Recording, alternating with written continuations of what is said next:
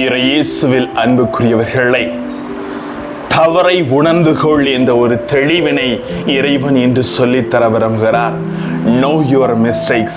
உன்னை முழுமையாக அறிந்து கொள்ள, தெரிந்து கொள்ள, உனது தவறை முழுமையாக நீர் சரி செய்தால் போதும், வாழ்க்கையிலே ஆசீர்வாதம் நிலைத்திருக்கும் என்ற ஒரு தெளிவினை இறைவன் சொல்லித்தர விரும்புகிறார். வாங்க, வார்த்தையோடு பயணம் செய்து நமது தவறை உணர்ந்து கொள்ளுவோம். Praise the Lord. இயேசுவுக்கே புகழ், இயேசுவுக்கே நன்றி.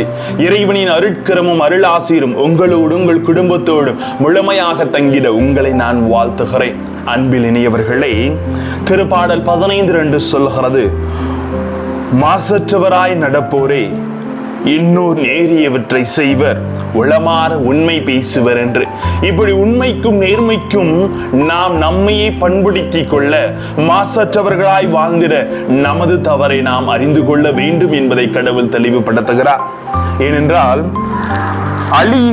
அழிய விரும்பும் ஒரு மனிதன் நிச்சயமாக தன் வாழ்வை அழித்துக் கொள்ள அவன் எத்தனையோ முறையிலே தனது வாழ்வை அமைத்துக் கொள்கிறான் என்று கூட சொல்லுவார்கள். ஆனால் அழிவை விரும்பி தேடுபவர்கள் அழிவைத்தான் சந்திப்பார்கள். இதுதான் யதார்த்தங்கள்.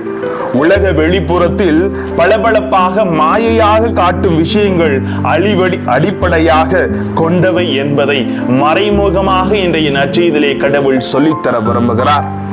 எப்படிப்பட்ட வாழ்வை அமைத்துக் கொள்ள வேண்டும் என்று ஒவ்வொருவரும் விரும்பி அமைக்கிறார்களோ அதற்கேற்ற பலனை கடைசியாக பெறுகிறார்கள். ஆரோக்கியமான வாழ்வுக்கு நாம் தேர்ந்தெடுக்கும் வாழ்வு முறை இட்டு செல்லாது என்று தெரிந்தே அதை விரும்பி வாழ்ந்தால் அழிவு தூரமில்லை என்பதை உணர்த்துகிறார் இயேசு. அதனால தான் தம் உயிரை காக்க வழி தேடுவோர் அதை இழந்து விடுவர், தம் உயிரை இழப்போரோ அதை காத்துக் கொள்வர் என்று லூக்கா 17:33 சொல்லுகிறார். வாழ்வு கொடுப்பது போல மாயை உண்டாக்கி ஈர்க்கிற அழிவை தரக்கூடிய விஷயங்களை எப்படி நாம் தெளிவாக விழிப்போடு இருந்து அதிலிருந்து நம்மை விடுவித்துக் கொள்ள வேண்டும் என்பதையும் கடவுள் சொல்லித்தர விரும்புகிறார். அன்பார்ந்தவர்களே, அதனால் தான் இன்றைய நற்செய்தி லூக்கா 37 சொல்லுகிறார், பிணம் எங்கு இருக்கிறதோ அங்கே கழுகுகள் வந்து கூடும் என்று அழகாக அவர் சொல்லுகிறார். இதன் ஆழமான அர்த்தம் என்ன என்று பார்க்கிற பொழுது, பிணங்கள் விரும்பத்தக்கதல்ல. யாரும் கல்லறைகளிலும் சுடுகாடுகளிலும் தங்கள் இல்லங்களை அமைப்பதில்லை. அது விரும்பி வாழும் இடமும் அல்ல. அது போலத்தான் பிணங்களுக்கு சமமாக வாழ்வின் பல விஷயங்கள் உண்டு. வாழ்வற்றது பிணம், வாழ்வை இழந்தது தான் பிணம். கழுகுகள் அதை தேடி செல்வது போல நம் மனங்கள் வாழ்வற்ற விஷயங்களை தேடி செல்லக்கூடாது என்பதை இயேசு இன்று நமக்கு உணர்த்துகிறார். வாழ்வு உள்ள நிலைவாழ்வுள்ள ஒன்றையும் இறையாட்சி தரக்கிற அந்த நிலைவாழ்வை நாம் தேடி செல்ல வேண்டும். வாழ்வற்றதை நாம் தேடி அதன் மீது பற்று கொண்டும் அதன் மீது ஆசை கொண்டும் அதிலே விழுந்து வாழ்வை இழந்து கொண்டிருக்கிறோம். ஆகவே நமது தவறை இன்று சரி செய்து கொள்ள வேண்டும், தவறை உணர்ந்து கொள்ள வேண்டும் என்று சொல்லுகிறார். ஏனென்றால் பிணங்களின் மேல் கழுகுகளுக்கு நாட்டம் இருக்கிறது. அந்த நாட்டத்தை அது கடந்து வரும் அவசியம் அதற்கில்லை. அதை கடந்து விடும் ஆற்றலும் அதற்கில்லை.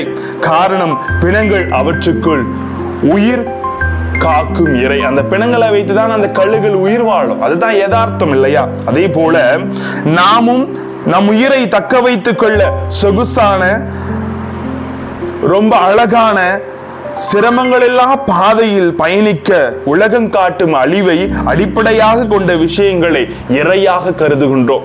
எப்படி அந்த கழுகுகள் அந்த பிணத்தை இறையாக கொண்ட வாழ்வை இழந்து அதுக்கு வாழ்வு தருவதா அதை நினைத்துக் கொள்கிறது. ஆனா இன்று இந்த சொகுசான உலகமும் பணமும் பேரும் புகழும் இதுதான் நமக்கு தருகிறது நிலைவாழ்வு என்பதை உணர்ந்து இறையாட்சி முழுமையாக விட்டொழித்து இதன் பின் சென்று அழிவை தேடிக் கொள்கிறோம். அன்புமிக்கவர்களே, ஆகவே அதில் மனநிலைகளை முற்றிலுமாக செலுத்தாமல் அழிவை உட்படுத்திய நாட்டங்களிலிருந்து கடந்து வர, மேலிருந்து வர நாம் தீர்மானமான முடிவுகளை எடுக்க வேண்டும் என்பதையும் தியாகங்கள் அவசியம் என்பதையும் கடவுள் சொல்லித் தருகிறார்.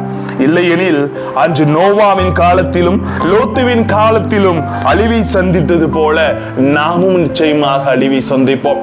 அவர்கள் தவறு என்று தெரிந்தும் அதை மாற்றிக்கொள்ள அவர் விரும்பவில்லை. ஆனால் நினிவே மக்கள் தவறு என்று உணர்ந்து தங்களை மாற்றிக்கொண்டதால் வாழ்வை சுதந்திரத்தை கொண்டது போல நாமும் நமது வாழ்விலை தவறை உணர்ந்து கொள்வோம். இன்னைக்கு குடும்பத்துல பிரச்சனையா, உங்க தவறை நீங்க உணர்ந்து கொள்ளலைங்க. அதனாலதான் எங்கு பிணம் இருக்கிறதோ அங்க கழுகுகள் இருக்கிறது. எங்கு அதிகமான ஆசையும் பொருள் ஆசையும் பொருள் மீது மோகம் இருக்கிறதோ அங்கு நமது அழிவும் இருக்கிறது என்பதை தெளிவாக உணர்ந்து தவறை அறிந்து கொள்வோம், வாழ்வில் ஆசிரியை பெறுவோம். ஜெபிப்போமா?